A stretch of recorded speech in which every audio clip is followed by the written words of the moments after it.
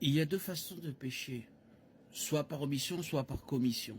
Les péchés d'omission, les péchés de prévoyance sont ceux dans lesquels nous savions que nous aurions dû faire quelque chose de bien, mais nous avons refusé. Jacques 4, 17. Ainsi, quiconque sait faire le bien et ne le fait pas commet un péché.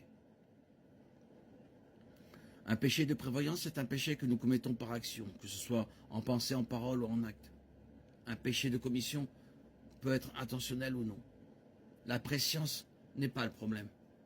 Si vous visitez un autre pays dans lequel la circulation se fait sur la voie de gauche et que vous conduisez sur la voie de droite, vous enfreignez toujours la loi, que vous le sachiez ou non. La loi de l'Ancien Testament prescrivait des sacrifices spéciaux pour les péchés qui n'étaient pas intentionnels, mais qui étaient néanmoins des péchés. Nombre 15, 22, 24. Hébreux 9, 7.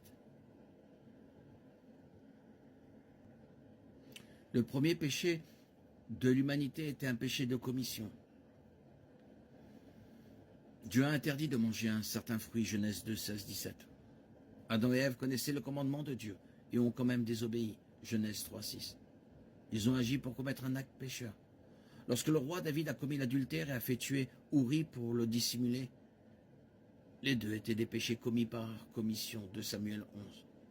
La Bible ne cache pas les détails souvent sordides de la vie des gens qu'il aimait utiliser malgré tout. Ces pages sont parsemées de péchés commis par de grands dirigeants tels qu'Abraham, Genèse 22, Moïse, Exode 2, 11, 12, David, 2 Samuel 12, 13, Salomon, Néhémie, Matthieu 27, 74, 75, Néhémie 13, 26, Galates 1, 13. Nous sommes tous coupables de péchés commis par commission.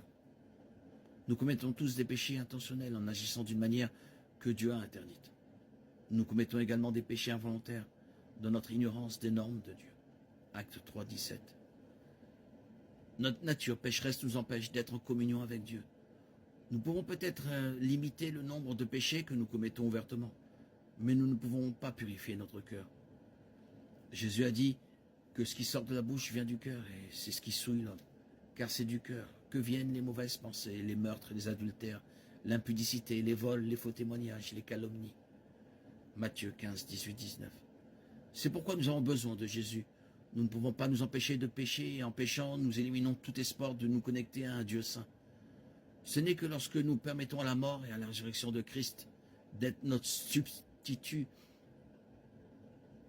que notre péché peut être expié. Colossiens 2, 14, Romains 6, 6, 2 Corinthiens 5, 21. Dit celui qui n'a point connu le péché. Il a fait devenir péché pour nous, afin que nous devenions en lui justice de Dieu. Jésus a pris sur lui tous nos péchés par commission et par omission. Et le psaume 51 nous dit qu'il a payé la dette que nous devons à Dieu. C'est la prière que David a écrite après avoir été confronté à son propre péché. Il avait commis un grand péché, il y aurait des conséquences. 2 Samuel 12, 14, 15. Mais il savait comment se repentir. Et il avait suffisamment confiance dans la miséricorde de Dieu pour s'écrier « Ô Dieu, crée en moi un cœur pur, renouvelle en moi un esprit bien disposé, ne me rejette pas loin de ta face, et ne m'enlève pas ton Esprit Saint. Rends-moi la joie de ton salut. Donne-moi un esprit bien disposé qui me soutienne. » Psaume 51, 10, 12. David nous donne un modèle de la bonne façon de traiter nos péchés commis.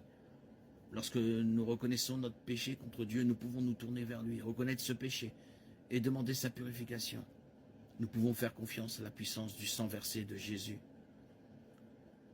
Dieu promet de nous rétablir dans la communion et de nous fortifier pour vivre d'une manière qui lui plaise.